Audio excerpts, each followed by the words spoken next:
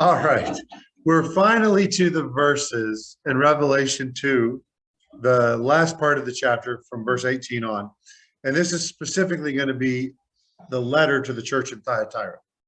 So let's just go ahead and get started, and we'll read from verse 18. It says in Revelation 2:18, unto the angel of the church in Thyatira write, these things saith the Son of God, who has eyes like unto a flame of fire, and his feet are like fine brass.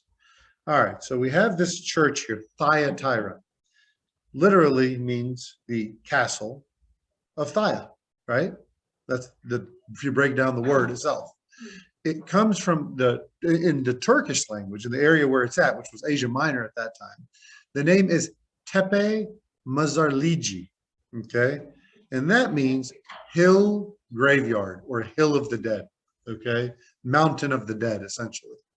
The modern city is called Akhisar, which means White Castle. What? White Castle, kind of like little hamburgers, right? They're called White Castle hamburgers. So Jesus is introducing himself to this hill of the dead, this hill graveyard. So he says, this is Jesus, the Son of God. He wants this church to remember who he is. He is the Son of God. It's interesting. Remember, pay attention to how he introduces himself differently to each church. To some churches, like, hey, I'm the one who overcame death. To other one, he says, I have the flames of fire coming out of my eyes. And here he says, I am the Son of God who has eyes like unto a flame of fire. I can see everything. There is nothing hid that shall not be brought to light. You may think all of the stuff you've done is kind of hid, brushed under the rug. No, I have eyes like a flame of fire. That's what Jesus says. Judges our intents and our motives. He also says his feet are like brass. Who can remember what the brass symbolized? Both in the temple, what was it? Judgment, right? He makes it clear he is the one who judges, just as brass and fire were symbolic of judgment in the Old Testament. Now, this is not really a favorable presentation. Does it sound favorable to you? If I said, I'm the one who sees everything and I come in judgment, does that sound like, oh yeah, I'm going to like this letter, right? No, probably not. So this is the same introduction Jesus gives to the earth when he comes to judge the Antichrist. If you jump forward to Revelation 19, verse 11, it says, and I saw heaven opened, and behold, a white horse. John is seeing Jesus come as the lion, right? I saw heaven open, and behold, a white horse. And he that sat upon him was called Faithful and True. And in righteousness he doth judge and make war. His eyes were as a flame of fire. Does that sound good for the Antichrist? And on his head were many crowns. He had a name written that no man knew but he himself. And he was clothed with a vesture dipped in blood. And his name is called the Word of God. So he reminded the world who he was, and he was coming in judgment. And he has to remind this church. So as we go through this letter, we're going to see that Jesus is encouraging them to remember who he is, what authority he has, the power he has, but recognize he's here to judge. And he doesn't judge what men see, he judges the heart. Remember back whenever David was being chosen as king, everyone looked at his older brothers and said, surely this has got to be the guy. And God reminds Samuel in 1 Samuel 16:7, but the Lord said unto Samuel, look not unto his countenance or on the height of his stature, because I have refused him. For the Lord seeth not as man seeth. For man looketh on the outward appearance, but the Lord looketh on the heart. So here we have this church. And now, as we've been through these churches, I've talked about this idea that this lays out church history. So in the last church, we talked about Pergamos, which a church that was no longer hindered by the world like Smyrna. Smyrna was persecuted by those Roman emperors, but under Constantine and Theodosius, the Christians were now encouraged to be Christians. So Christianity began to thrive under the kings of the world. I believe this church is going to represent the medieval church, where the church, represented here, actually becomes the kings of the world. They actually begin to rule over kings as opposed to being given power under kings. Because we're going to see throughout history, the medieval church grows to immense power, particularly the Catholic Church, and in some parts of the world, the Orthodox Church. They grow to immense power. So Constantine, when he was emperor, whenever he first started making these changes, he moved his capital city from Rome to Istanbul, which was renamed Constantinople, right? And you've heard the song, I'm sure, right? Istanbul, Constantinople. No, I'm not going to sing it. Don't worry, you don't have that kind of money. So the point was, the leader of the church, remember, this church grew to immense size in Rome.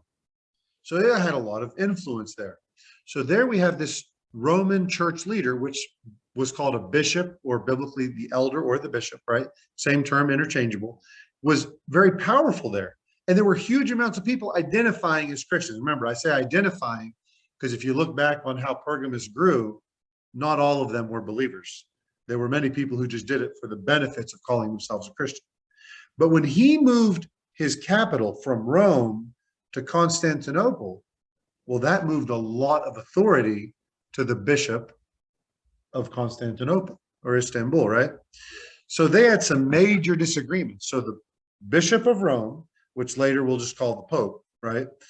They had some major disagreements with the bishop of Constantinople, specifically about church hierarchy, as well as a bunch of other doctrines. And then you're going to see this split, all right? This great schism, this big split that happens within the church. And that leads to two denominations of the Christian church.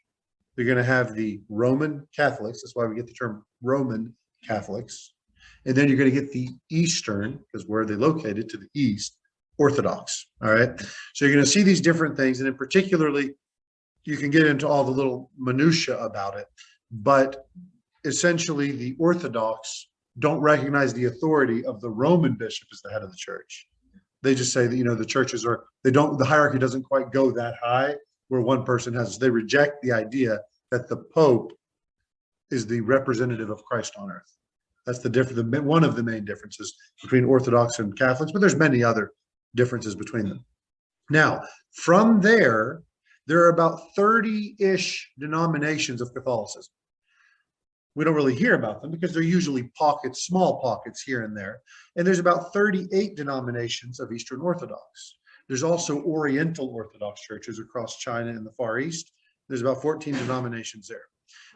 But specifically, we're going to look at the major denomination of Catholicism being the major power during the medieval times. So once the medieval church was formally organized, it had the largest congregation and was under the authority of the leadership at Rome. And by the number, that still remains true today. The biggest collection of people who call themselves Christians are Catholics when it comes to worldwide situations, right? So the term Catholic, does anybody know what that word means? It means universal church, right? And Orthodox, what's that term mean? Right thinking. What's that? Right thinking. Or tradition, yes, correct. The original or the traditional way of doing things, or the accepted was the other term that's used there, right? So just through some of the history of the Catholic Church, in their hierarchy, there's the membership, the people.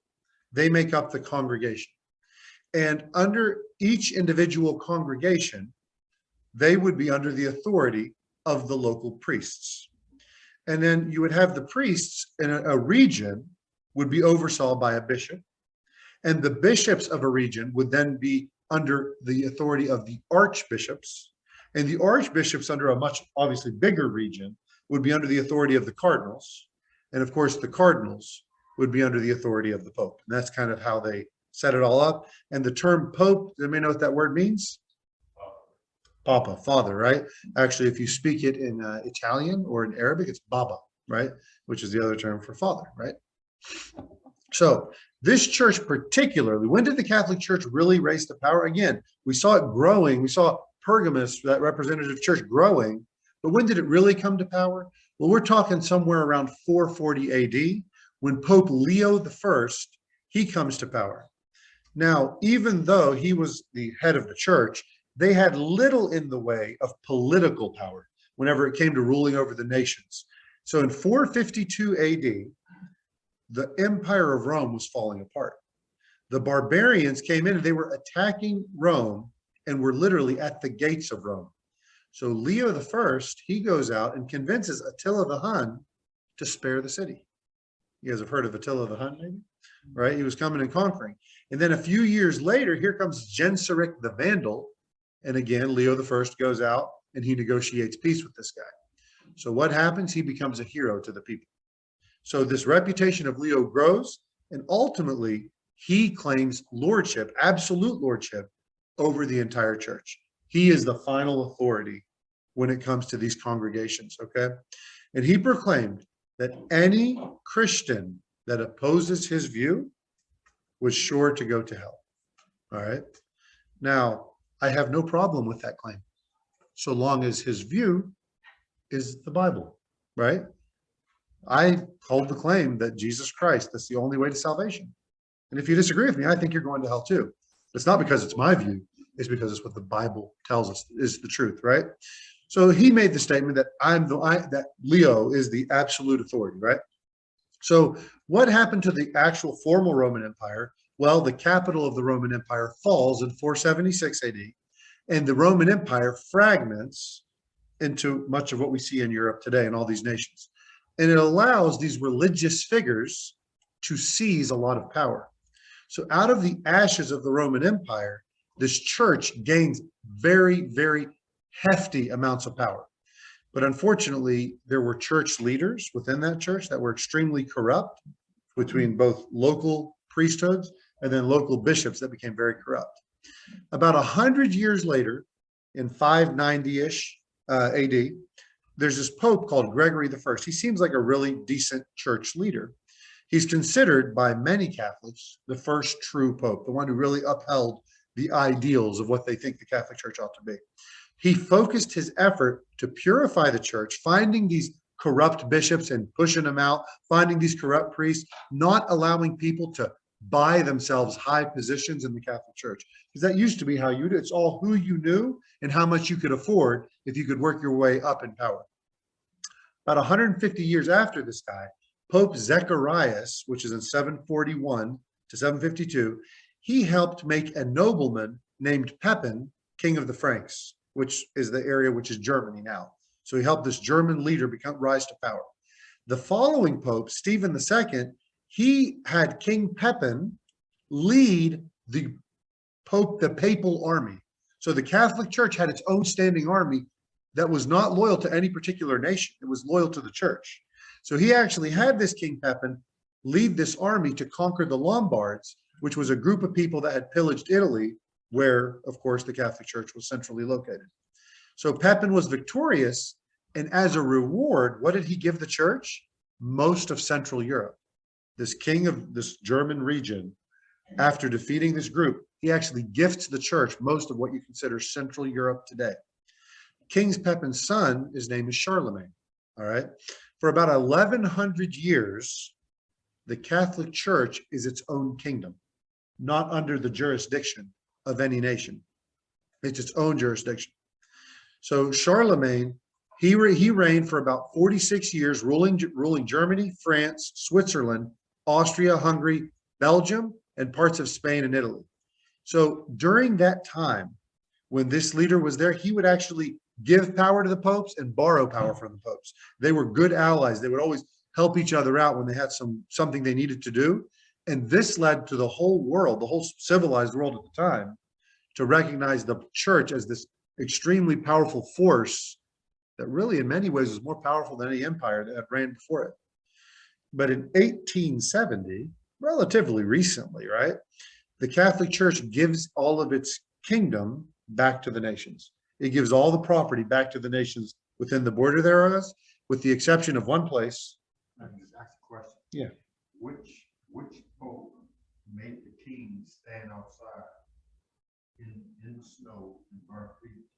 I don't know. I don't know. I'll have to look that one up. Yeah, the kings would wait to seek audience with the Pope. Exactly. So the only place that they still retain is Vatican City. So you actually, if you want to go to Italy to see the Vatican, you still have to go through customs to get into the Vatican, which is a small area in Rome, right? It remains a separate state ran solely by the church. So the temporary kingdom that was the Holy Roman Empire, as we call it, right?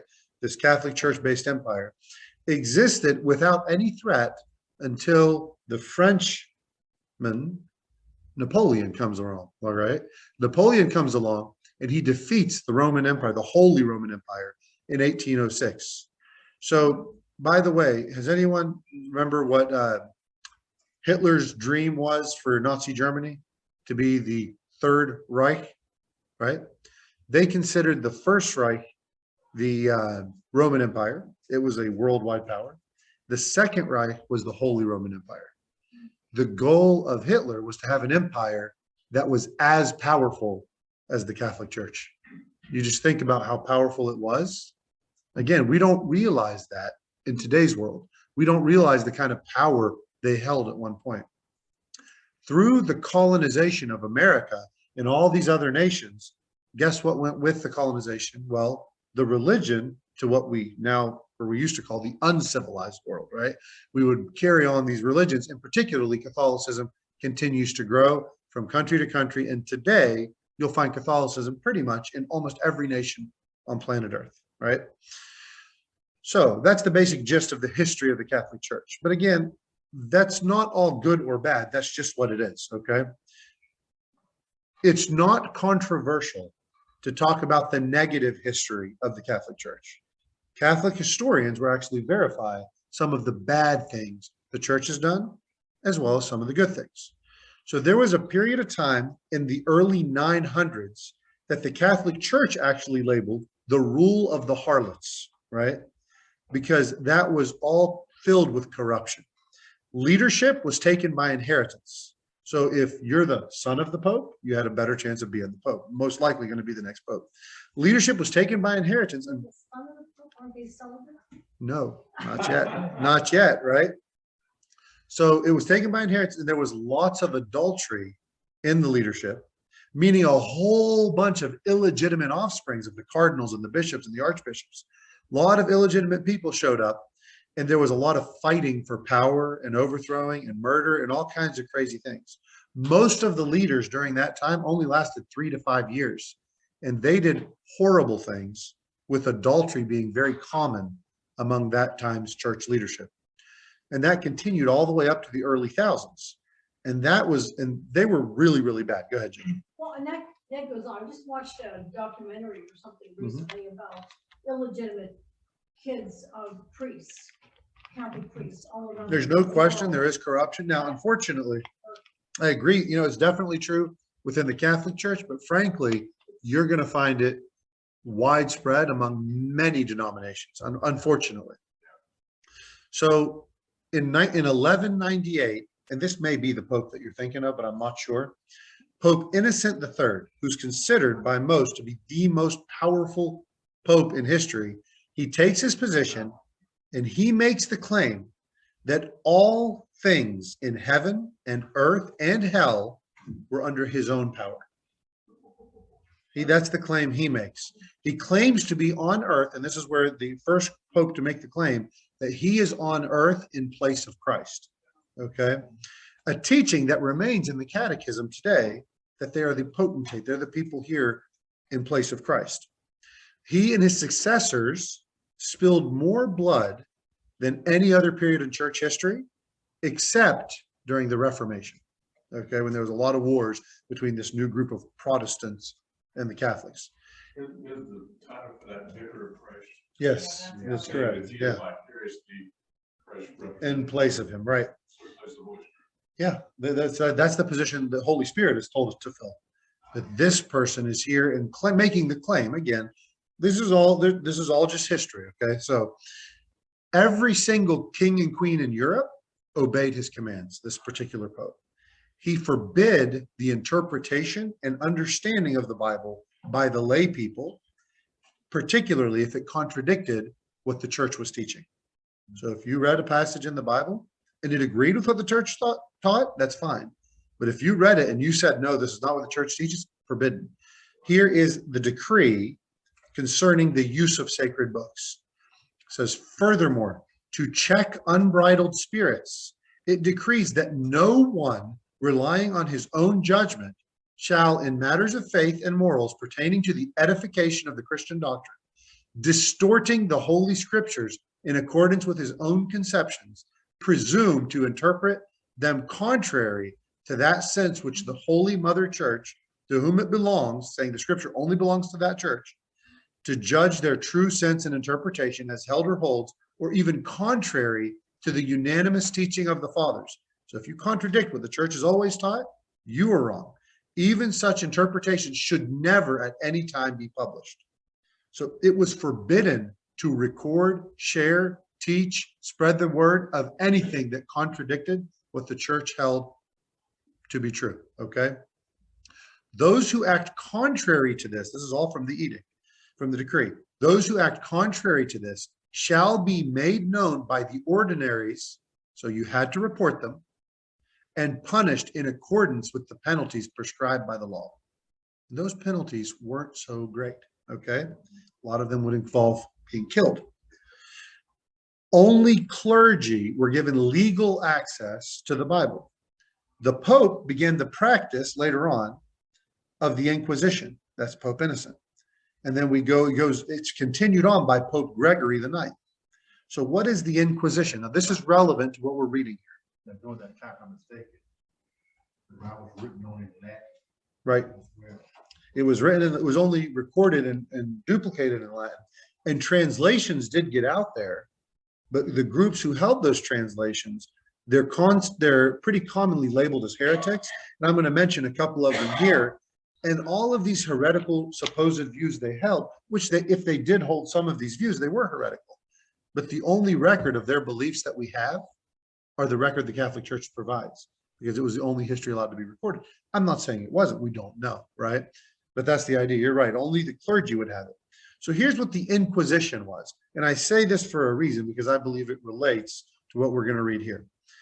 So first of all, the Inquisition, just like we read a minute ago, everyone had to report on heretics. Heresy is teaching anything contradictory to the Bible, or in the view of the church, contradictory to the teachings of the church. If you saw a heretic and you didn't report it, you were considered a heretic as well. Anyone suspected of heresy could be tortured and never necessarily have to face their accusers at all. You might end up they may come to your house, they may take you, they may try you as a heretic, and you may never know that I was the one who sold you out. You may never know who it was. All trials were held in secret. They weren't public, so people couldn't publicly get support or have anyone defend them. And the inquisitors, they had the authority to have you burned alive or imprisoned for life. And when you died, all of your property became church and state owned.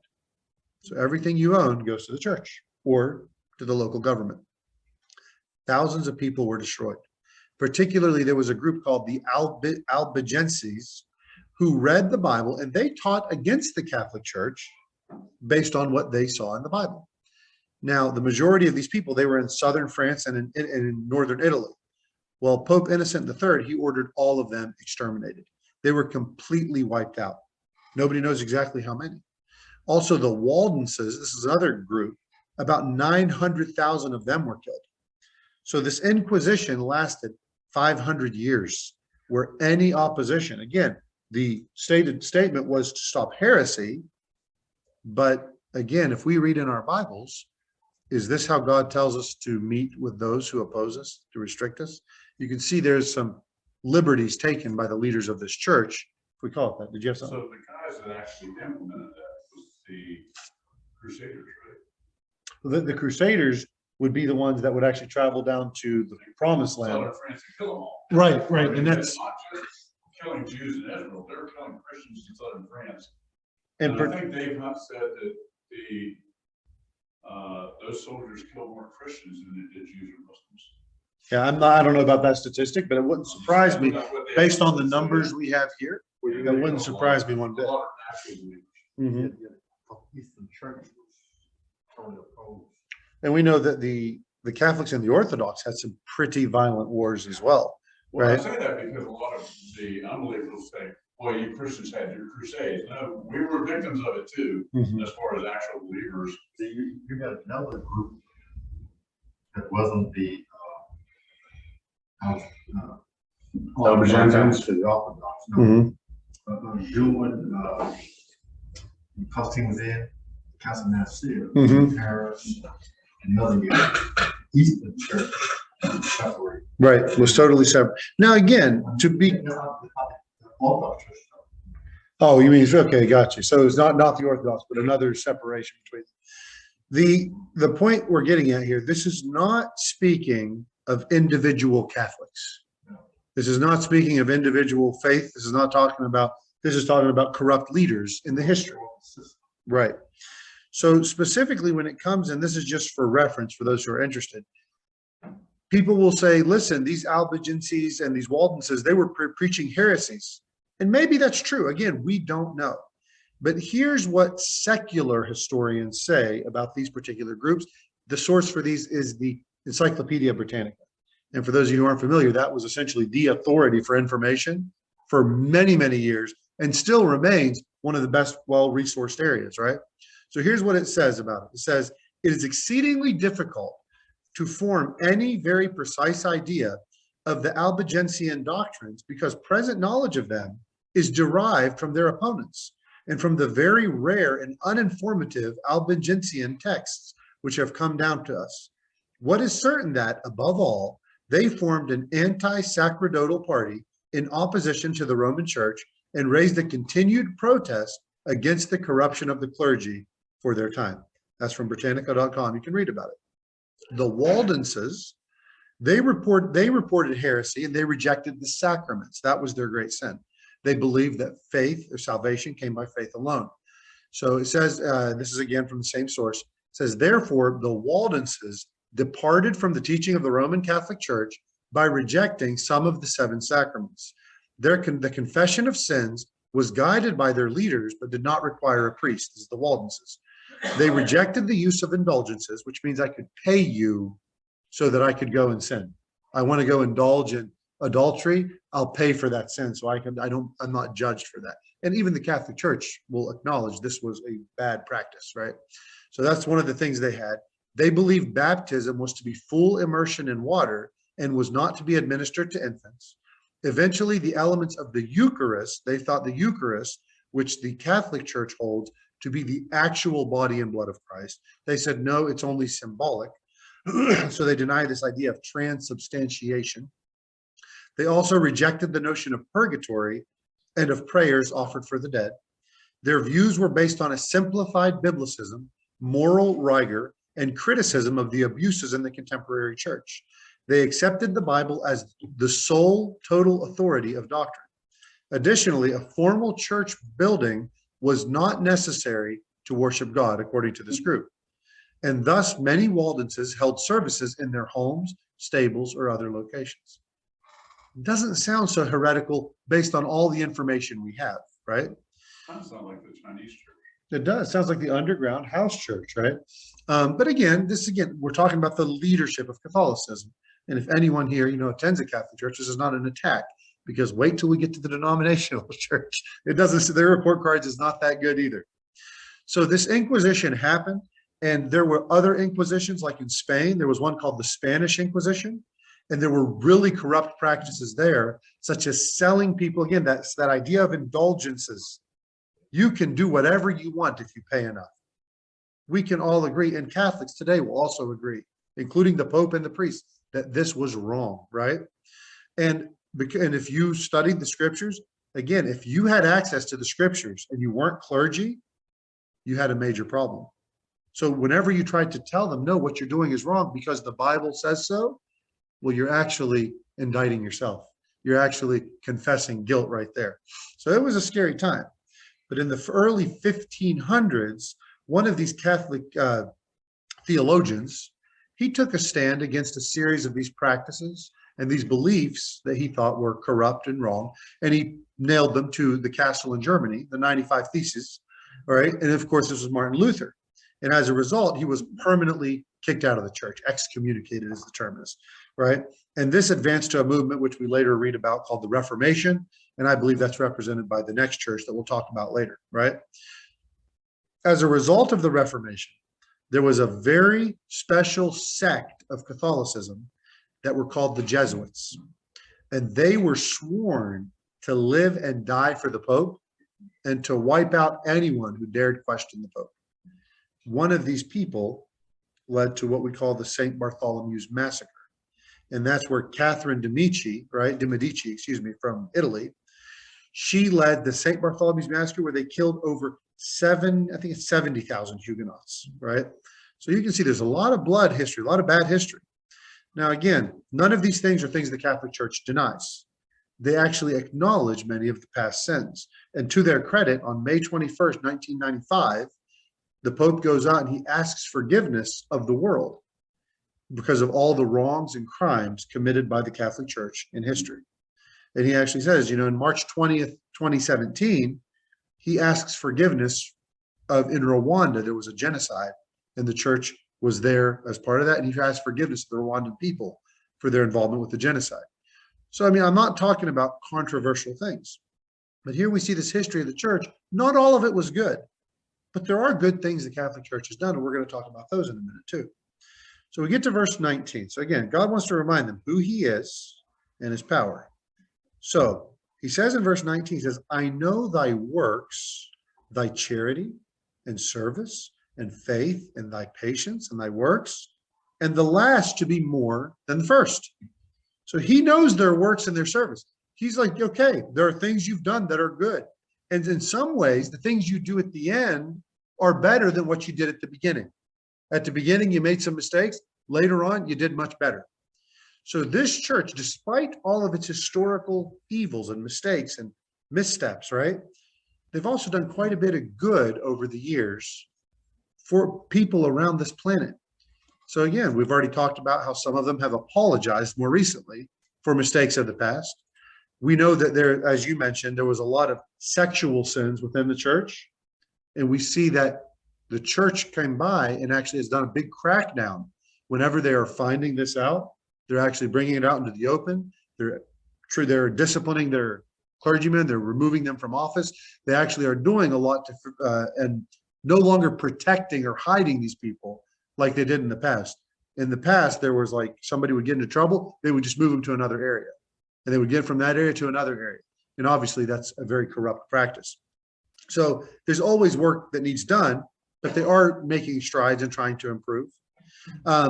Pretty much every hospital on planet Earth, except for those currently now being built, now that we've become very secular, was started by Christians, and many of those from the Catholic Church. In America today, most of our hospitals still today, like here in the Valley, we know that Wheeling Hospital was a Catholic-based church. We know that Reynolds was a Christian-based church. We have Baptist churches and all these other groups, but the vast majority were Catholic-oriented, right? Reynolds was Episcopal. Episcopal, that's right. So there are over 18,000 around the world, 18,000 Catholic clinics, 16,000 elderly homes with living assistance by the Catholics, 5,500 hospitals that are Catholic, and of those, over 65% of these are in developing countries, okay? And many of them provide low-cost care to those who can't afford it, or in some cases, free care, charity care. There have been Catholic schools built around the world, especially in the third world.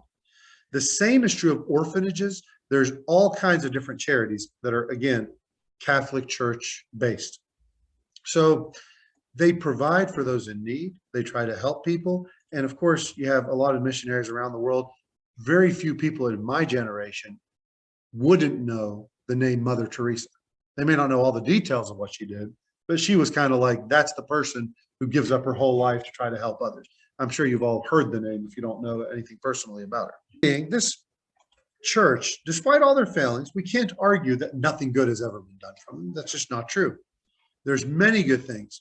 And when God is talking, and again, we're not making it all about the Catholic Church, but even this local church, they had good works. And those works are great. And it's not about your works, right? He says your works are fine. Even your later works are better. And today, the Catholic Church, it stands still pro-life. It stands still the idea of chastity, the idea of waiting for marriage, the important, like it has these values, probably one of the biggest pushers for the biblical value system, although that's not what gets us to heaven, but it's one of the biggest pushes for that. It can't be denied that it has a part in what we consider our value system in the world today. But now we get to the part that Jesus has to tell them, here's your issues. We get to verse 20 and 21. When do we get a 3-minute one? Soon. It says, notwithstanding, I have a few things against thee, because thou sufferest that woman Jezebel, which calling herself a prophetess, to teach and to seduce my servants to commit fornication and to eat things sacrificed unto idols. And I gave her space to repent of her fornication, and she repented not. So this is a pretty big statement. This is the woman Jezebel. So we're going to talk about what this letter is saying. And we're going to go ahead and take a break here for Ginger's sake. And we're going to come back to talk about this woman Jezebel and what she had to offer historically and which one we might be talking about here. So go ahead and